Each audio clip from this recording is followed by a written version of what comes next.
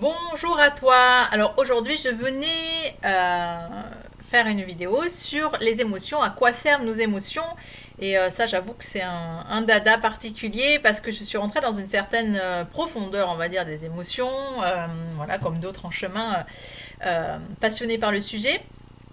Donc, alors les émotions, on a entendu toute notre vie, notamment à l'école. Ben, il faut gérer. Il faut gérer nos émotions. Hop, on les met sur l'étagère, on fait un coup de poussière et voilà, il faut les gérer. Donc il faut les gérer quelque chose sans le connaître, sans l'avoir entendu. Voilà, et moi je pense que tout sert à quelque chose, donc les émotions sont utiles. Et donc ça fait partie aussi d'une des...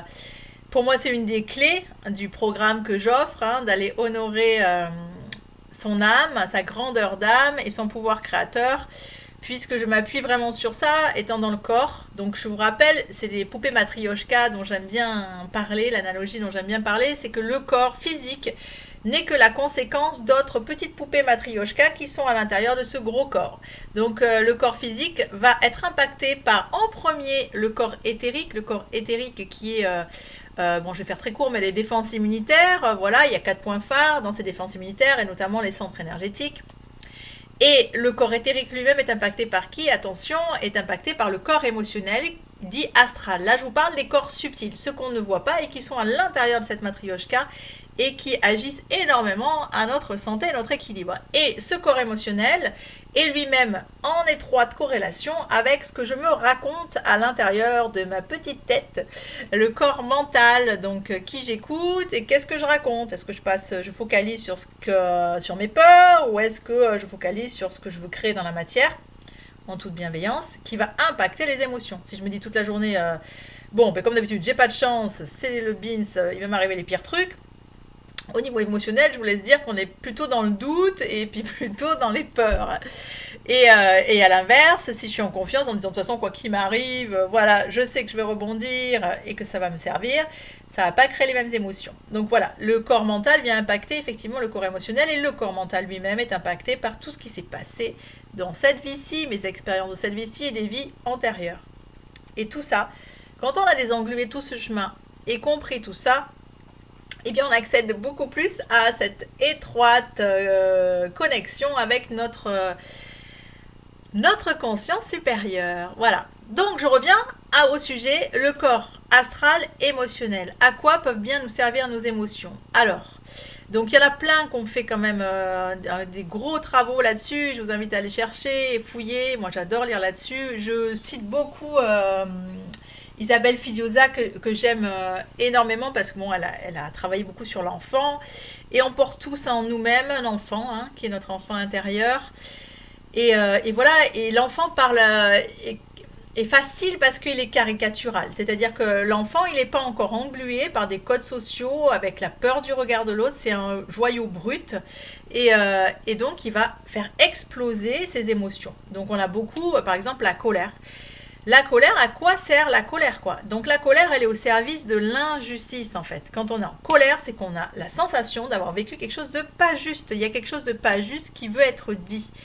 Et donc l'idée, c'est ça, c'est que plus on va résister à cette émotion, ah, je te gère, pas de colère, on la met au... Mettez un enfant au coin en colère, vous allez voir, il va vous retourner la pièce, ça va être la révolution en deux. C'est ce qui se passe à l'intérieur de nous-mêmes. Donc l'idée, ce n'est pas de bétonner, parce qu'à un moment donné tout s'écroule. Il faut que ça, on fonctionne, on ait une plénitude. Et moi j'utilise beaucoup les émotions parce que ce sont des parties de nous-mêmes qui veulent s'exprimer. Notre richesse vient de toute cette multitude de parties que nous portons en nous. Nous sommes ce tout. Et l'idée, eh ben, c'est de pouvoir utiliser les messages sans que ça prenne forcément l'ascendant sur tout, mais à les accueillir. En fait, comme c'est un équipage, en PNL on utilise beaucoup le capitaine avec les moussaillons, donc c'est vrai que le bon capitaine finalement d'un bateau, c'est quoi? C'est un capitaine, c'est quelqu'un qui sait connaître, qui connaît bien les talents de chacun de ses moussaillons, qui sait leur parler avec bienveillance pour qu'ils aient envie de travailler, il sait les motiver, il sait les entendre, il sait les accueillir, il aime de manière égale tous ces moussaillons et sait les faire intervenir à bon escient, pour maintenir le cap qu'ils ont fixé tous ensemble. Voilà, pour moi, un bon capitaine. Et pourquoi nous ne ferions pas pareil à l'intérieur de nous-mêmes? Parce que c'est exactement ça. Et c'est pareil avec une maman ou un papa, hein. Et on peut dire que toutes nos émotions sont des parties, sont nos enfants intérieurs. Et donc pourquoi je préférerais celui qui est super sage, éteint, à celui qui est hyper colérique et qui manifeste plein de choses. En fait, voilà, ça dépend de mes attentes personnelles, donc c'est quand même très subjectif, et il y a une richesse en chacun. Et nous ne sommes pas, nos agissements, nos fonctionnements, je le répète tout le temps. Donc l'idée, c'est que pour arriver à ce seuil de la voie du milieu, dont on a beaucoup entendu parler chez les sages, cette voie du milieu où je suis dans la quiétude et dans le seuil de quiétude et d'acceptation de tout ce que je suis, il a fallu que j'aille entendre mes deux extrêmes, comprendre leurs bonnes intentions, et à partir de là, je les aime de manière égale, je suis au centre. Donc nos émotions, elles servent à nous aligner. Oui, l'alignement, c'est avoir les pieds bien sur terre, la tête vers le ciel. D'accord, on est debout, bon en fait, on serait tous alignés. Mais, sauf si on est bossu, je sais pas, mais voilà, a priori, on est tous alignés par nature. L'idée de l'alignement, je le trouve un peu plus subtile que ça, en ce sens qu'effectivement, c'est qui est-ce qui s'exprime à l'intérieur de moi ici maintenant. Donc moi personnellement, j'ai pas mal utilisé la méditation consciente pour savoir qu'est-ce qui s'exprimait en moi. Donc quand je dis consciente, c'est-à-dire que c'est pas forcément assis avec une bougie, ça peut, parce que j'ai souvent des choses qui me viennent là, mais c'est aussi dans ce que la vie me tend. Quelqu'un qui me coupe la route, qui va générer, je vais me dire mais pourquoi je klaxonne, pourquoi je suis impatiente. L'idée c'est de se poser les bonnes questions. En quoi je suis pressée, en quoi je suis impatiente, pourquoi elle m'a énervée, quelle est la partie que j'accueille pas à l'intérieur de moi. L'idée, c'est de se poser ces questions-là régulièrement pour y mettre de plus en plus de conscience et de compréhension. Donc voilà, après, donc par rapport à ça, donc accueillir nos émotions, colère qui est au service de l'injustice, par exemple, que j'ai beaucoup cité, mais après, on peut aller beaucoup plus loin. Je vais prendre par mon exemple, j'ai travaillé sur la jalousie féminine en fait. C'est tout simplement traduit. Alors je te donne le sketch, voilà, j'ai bossé ce matin, donc c'est tout frais. Je vais en caisse au supermarché, il y avait une femme avec son conjoint et en fait, je sais pas pourquoi, mais donc j'ai senti son regard noir, pesant et j'ai tout de suite identifié, donc à se porter sur voilà, mon apparence physique, je pense. J'ai senti tout de suite la jalousie et je me suis dit, ah si, la jalousie, la jalousie à l'extérieur, c'est que peut-être j'ai pas assez l'entendre à l'intérieur. Et donc j'ai été, donc je vais maintenant sur il y a certains niveaux en fait de conscience qu'on passe. Donc je me suis dit ma jalousie moi je me sens bien avec tout ce que j'ai, ce que je suis, voilà, pas de jalousie comme ça ici et maintenant, mais qu'est-ce que c'est cette jalousie? Paf, je travaillais la veille avec une amie en Access Bar sur la conscience féminine et le fait que les femmes ont vraiment dépendu des hommes pendant longtemps et qu'on le porte cellulairement, c'est-à-dire que les femmes, pour assurer leur survie, c'était quand même sois belle et tais-toi. C'est-à-dire que, voilà, il y avait l'histoire de la rentabilité sexuelle, hein, donc si on n'était pas prostituée déclarée, on était quand même prostituée dans la famille, dans le sens, quand même, c'est moi qui nourris le foyer, donc tu pourrais bien satisfaire mes besoins et mes pulsions physiques quand même. Donc on a porté ça longtemps. Et on avait aussi quelque part cette peur que si à un moment donné on décrépit, je le fais poétiquement, c'est-à-dire qu'on dépendait quand même beaucoup d'une apparence physique, on pouvait être un siège éjectable parce que notre chair étendre allait en préférer une autre. Donc du coup, on ne savait pas trop comment on allait manger. Donc notre sécurité matérielle était vraiment très liée en fait à un conditionnement d'apparat et d'apparence et donc qui générait des jalousies ancestrales. Donc c'est vrai que moi je me sens beaucoup dans la sororité, le fait que nous sommes un et j'adore travailler avec des femmes parce que justement on travaille beaucoup sur ces archétypes du féminin qui ont besoin d'être guéris, qui ont besoin d'être libérés.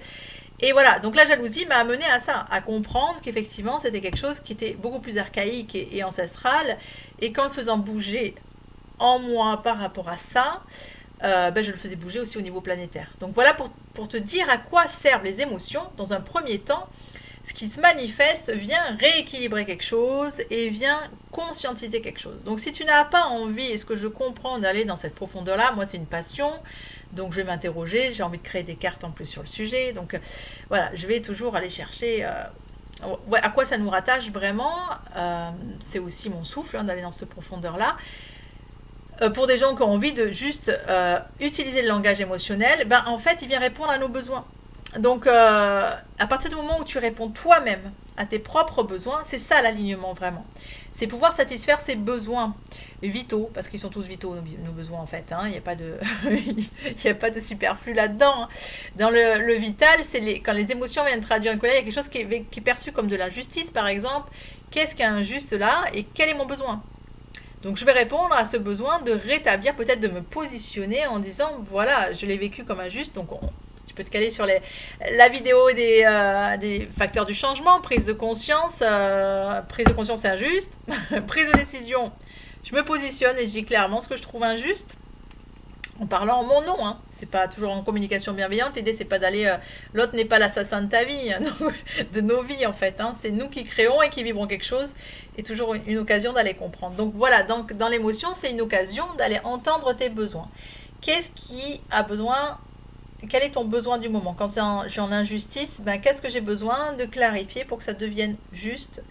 Quand je suis dans la jalousie, donc la jalousie, elle est au service d'une exclusivité, une peur de l'abandon. Donc, qui en moi a besoin d'être considéré, pas abandonné. Donc, toujours, je t'invite à aller nourrir ça à l'intérieur de toi-même parce que on vibre à l'extérieur qu'à l'image de notre capacité à répondre à nos propres besoins. Voilà. Voilà, vibrer et créer à l'extérieur, c'est à la mesure de ce qu'on vibre à l'intérieur. Donc, plus tu réponds à tes besoins et moins tu vas vibrer tes manques.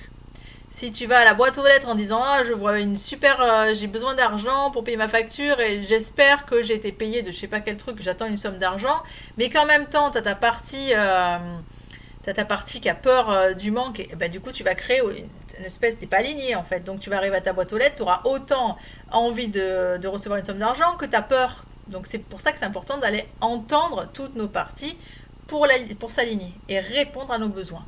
J'ai peur. Comment je fais pour me rassurer à l'intérieur? Qu'est-ce qui peut me rassurer profondément? Je me sens dans une blessure d'injustice. Comment je peux rétablir la justesse en moi? D'où vient cette blessure de justice d'ailleurs aussi? Bon, ça c'est ce que je t'expliquais par rapport aux profondeurs. Tu peux y répondre dans Ici et Maintenant, mais effectivement si elle se rattache à quelque chose, je ne sais pas, de ton enfant intérieur ou du transgénérationnel ou encore une vie karmique, ça reviendra sous une autre forme. C'est-à-dire que tu n'as pas été encore assez profondément sur les couches et que ça risque de revenir. Mais tu auras quand même apaisé quelque chose et entendu quelque chose en toi et permis aussi ainsi plus de considération pour toi-même et plus d'amour, de toute manière.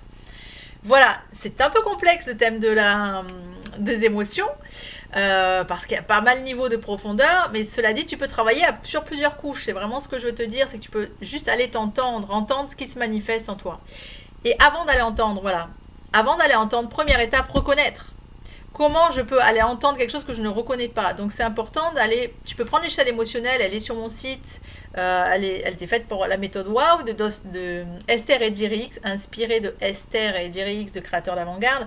Tu l'as sur mon site, tu as toute l'échelle émotionnelle, une grosse partie, amuse-toi à reconnaître les émotions qui se manifestent en toi, et peu à peu tu vas les entendre, plus tu t'habitues à ça, à reconnaître comme reconnaître quelqu'un. Reconnaître une langue, c'est l'apprentissage d'une langue, toujours pareil, c'est l'apprentissage de quoi que ce soit en fait, d'apprendre à se familiariser avec les termes, puis après de jouer avec, avant d'être à l'aise, puis expert là-dedans. Avec plaisir t'accompagner sur ton baromètre émotionnel, si tu as des questions par rapport à ça, n'hésitez pas à mettre vos commentaires, vos critiques constructives, et je te souhaite une chouette journée avec tes émotions à tout va. Ciao.